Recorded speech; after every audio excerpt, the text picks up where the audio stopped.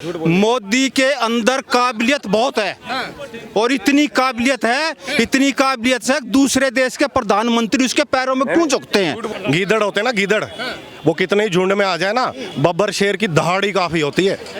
उसको पंजाबी नहीं मारना पड़ता, वो जब दहाड़ता है ना तो उसकी गरज से गीदड़ इधर उधर भागना शुरू कर देते हैं। ये वही वाला हाल है। मोदी बहुत सियाना बंदा है, 15 साल सीएम रहा है, यहाँ प्रधानमंत्री 2 बार से तीसरी बार हो रहा है, वो भी डिक्लेयर है। भाई ये राजनीति है, इसमें जोड़ तोड़ नहीं करेगा वो नेता ही नहीं है। मोदी जी ने बोला था 4 साल मैं जनता के लिए काम करूंगा, 1 साल मैं अपने लिए करूंगा ताकि मैं अगला चुनाव जीतूं।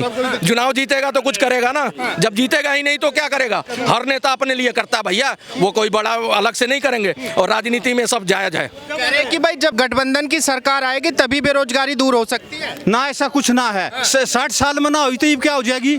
जब उनसे 60 साल में ना हुई, 60 साल में हमारा देश सोने की चिड़िया बन जाना था, करीब सोने की चिड़िया बनने के नजदीक पहुंच गया। अच्छा, हाँ, किसकी वजह से? मोदी की वजह से। मोदी की वजह से। हाँ, कुछ लोग तो कह रहे हैं कि मोदी जी ने देश को गड्ढे में डाल दिया। कौन कहे डाल दिया? एक गड्ढा दिखाई तो कितना है। चाय बेचने वाला देश नहीं बेचेगा कभी, अच्छा, कभी देश नहीं बेचेगा, उसको अपने देश से लगाव होगा। लेकिन जो देश को खोखला कर दिए 70 सालों में, वो देश जरूर बेच देंगे। कह रहे हैं कि भाई मोदी जी में वो काबिलियत नहीं है कि वो देश को संभाल सके। मोदी जी में वो काबिलियत दिखाई पड़ा कि आज सारे राजनेता, चाहे पक्ष हो या विपक्ष हो, सबको ये लगने लगा कि काम नहीं करेंगे तो जनता जूते मारेगी अगले से इलेक्शन में। क्या बात कर रहे हैं आप? बिल्कुल बदलाव दिखा जाए। इतना बदलाव हो गया है।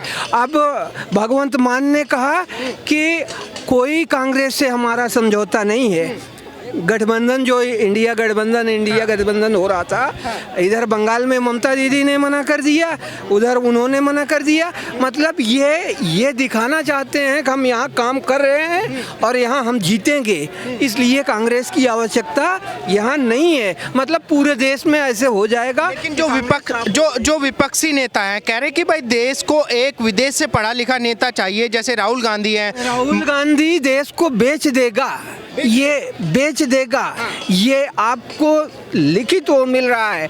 और ये इंडिया गठबंधन भी इसीलिए बना है कि देश में जितने घोटाले हो रहे हैं उन सारे घोटालों को छुपाया जा सके और आगे पूरे देश को बेचने की बढ़िया तैयारी। वो तो कह रहे हैं कि भाई अगर तानाशाही, अगर देश बचाना है तो तानाशाह को हटाना पड़ेगा। ये तानाशाही नहीं है, ये तानाशाही नहीं है, ये देश को बचाने का जो ईडी गठबंधन है, ये सिर्फ कह रहे हैं कि मोदी जी तानाशाही कर रहे हैं, उनको हटाना पड़ेगा अगर देश बचाना है। अगर देश बचाना है तो उसे अयोध्या में झलक देखनी चाहिए, उसे प्रयाग में झलक देखनी चाहिए, उसे काशी में झलक देखनी चाहिए, उसे तमाम जगहों पर ऐसे जगहों पर देखना चाहिए कि क्या डेवलप हो रहा है।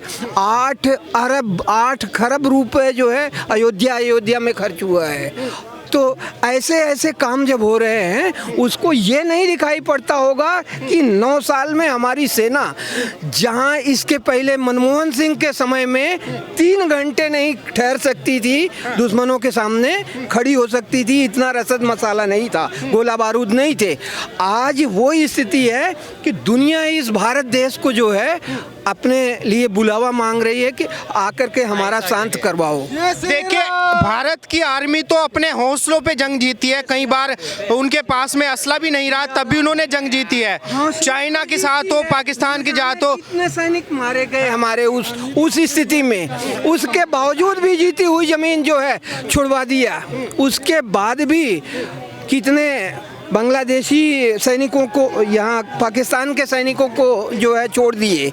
जो 1 सेकंड का समय दीजिएगा। अंकल जी, आपको क्या लगता है, जैसे इंडियन आर्मी मजबूत हुई है, क्या लगता है कि पहले और अब में क्या अंतर आपको लगा कि जब से मोदी जी आए हैं, इंडियन आर्मी कैसी है? देखिए, इंडियन आर्मी को हमेशा से हाथ पैर बांध करके गोली न चलाए, प्लास्टिक का गोली चलाए, पानी का गोली चलाए कहा जाता था। हाँ, सामने वाले आतंकवादी जो थे एकदम छुट्टे थे। इसमें हर व्यक्ति के सोच को बढ़ाया गया है। सेना भी अपनी सोचे, अपने हिसाब से करे, जैसे भी शांति लाना है लाइए, ये व्यवस्था दिया गया है इस सरकार में। यही होना चाहिए, यही आर्मी की ताकत को बढ़ावा मिला है। अरे इसमें कहाँ सोचने मैंने थी है कि नहीं मिला है। बढ़ावा का मनोबल हाई हुआ है, मनोबल का तोड़ा नहीं गया है। ऐसे तो आर्मी ऐसे भी परीक्षण हो रहे हैं, महीने में लगभग 1-2 परीक्षण हो रहे हैं। और इस समय जहां हमारे पास कोई बेड़ा नहीं था, पनडुब्बियां कम 1-2 थी, जहां हमारे पास कोई मरीन नहीं थे, लड़ाकू कोई पोत नहीं थे, आज देखो आप दक्षिण से लेकर के उत्तर तक चारों तरफ जो है डंका बज रहा है। हर दिन कोई न कोई परीक्षण हो रहा है। आज अग्नि का ये परीक्षण हो रहा है, कल वो परीक्षण हो रहा है। और चांद और सूरज पे जाने की तो कभी इनके बारे में कांग्रेस सोची भी नहीं, जो आज करके दिखाया है वैज्ञानिकों ने, जो हमारे देश के वैज्ञानिकों ने करके दिखाया है। बिल्कुल बिल्कुल हमारे देश के वैज्ञानिकों ने करके दिखा। और उनको बढ़ावा कहाँ से मिला? मोदी माइंड से मिला। जो चाय बेचने वाला है ये सभी को ग्रोथ पे ले जा रहा है, ऐसे कोई काम नहीं करना चाहता। अच्छा अंकल जी, एक सेकंड का समय दीजिएगा। आप मुझे ये बताइए, अभी राम मंदिर को लेके बड़ी चर्चाएं हो रही हैं। राम मंदिर बना, राम मंदिर के साथ में हॉस्पिटल भी बना है, एयरपोर्ट ऑलरेडी शुरू हो चुके हैं, रेलवे का नवीनीकरण हो चुका है। राम मंदिर के साथ में वहाँ की तमाम जो जन सुविधाएं हैं उनको दुरुस्त कर दिया गया है। कुछ लोग कह रहे हैं कि भाई राम मंदिर से विकास थोड़ी होगा, विकास तो आप हॉस्पिटल बनाइए। विकास की जहाँ तक बात है, एक उद्योग लगाने में जितना लोगों को रोजगार, वहाँ के लोगों को फायदा होता है, उससे ज़्यादा हमारा माने सनातन इससे वाकिफ है, पहले से वाकिफ है कि इस माध्यम से विकास किया जा सकता है। वहाँ तमाम रोजगार पैदा हो गए, तमाम लोगों की आजीविका चलेगी जिसकी आप कल्पना नहीं कर सकते हैं। रहा मेडिकल बनाने की लोग बात कर रहे थे, मेडिकल तो हर 50 किलोमीटर पर मेडिकल कॉलेज बना है इसी काल में। पहले नहीं था, पहले तो बस छोड़ दिया गया था राम भरोसे, झोरी छाप डॉक्टर के भरोसे। अब तो डॉक्टर पैदा किया जा रहा है, कोई भी 50 किलोमीटर से अधिक नहीं जाएगा उसको मेडिकल कॉलेज मिल जाएगा। वो तो हो रहा है, विकास तो हुआ है। अब विपक्ष को कहने के लिए कुछ है नहीं, अब कह क्या सकते हैं। लेकिन उद्योग जो है, सबसे बड़ा उद्योग अगर जो है तो ऐसे धार्मिक स्थलों का विकास ही है। भारत के लिए विदेशी आय का भी साधन अगर जो होगा, चाहे रहा है, तो हमारी चिंतन रही है, हमारी सभ्यता रही है, हमारी संस्कृति रही है। और संस्कृति का विकास ही हमारी विकास है, इसके छोड़कर हम विकास नहीं कर सकते हैं। इसी पहल पर वर्तमान सरकार काम कर रही है। इसकी तरफ देश जा रहा है, चला गया है। अब केवल इसको सहेजना है। कुछ मुद्दे हैं बहुत, अरे 60 साल का जो कलंक लगा है, 60 साल जो हम गर्त में थे, उस 60 साल में तो बहुत कुछ हो जाता है, इतना सोचना नहीं था।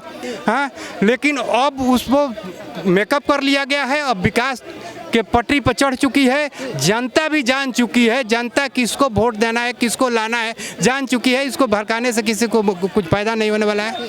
देश में एक राम मंदिर बन गया, हम उसको पूछना तो क्या बुरा है? कह रहे कि हॉस्पिटल बनवा देते या स्कूल बनवा, हॉस्पिटल बनवा दे, अपने बंगले दे दो ना हॉस्पिटल में। ये बड़े बड़े बंगले हम रहे हैं, उन दे दो हॉस्पिटल में, जो वे रह रहे हैं उन बंगले में। गठबंधन के लोग कह रहे हैं कि चोट लगेगी तो हॉस्पिटल में जाओगे या मंदिर में जाओगे? हॉस्पिटल बहुत से हैं, ऑल इंडिया मेडिकल खुलवा दिए दुनिया भर के खुल गए। हाँ, 27 खुलवा दिए, वहां जाओ। हमारे देश में एक ऐसी चीज बनी है, ये तो हमने तो गुण गाना चाहिए गोस्वामी तुलसीदास जी का, जो अगर वो ग्रंथ को नहीं लिखते ना तो आज मंदिर नहीं बनता। उनकी मेहरबानी है आज। कुछ लोग ये कह रहे हैं कि भाई मंदिर तो बना है लेकिन रोजगार थोड़ी देगा मंदिर।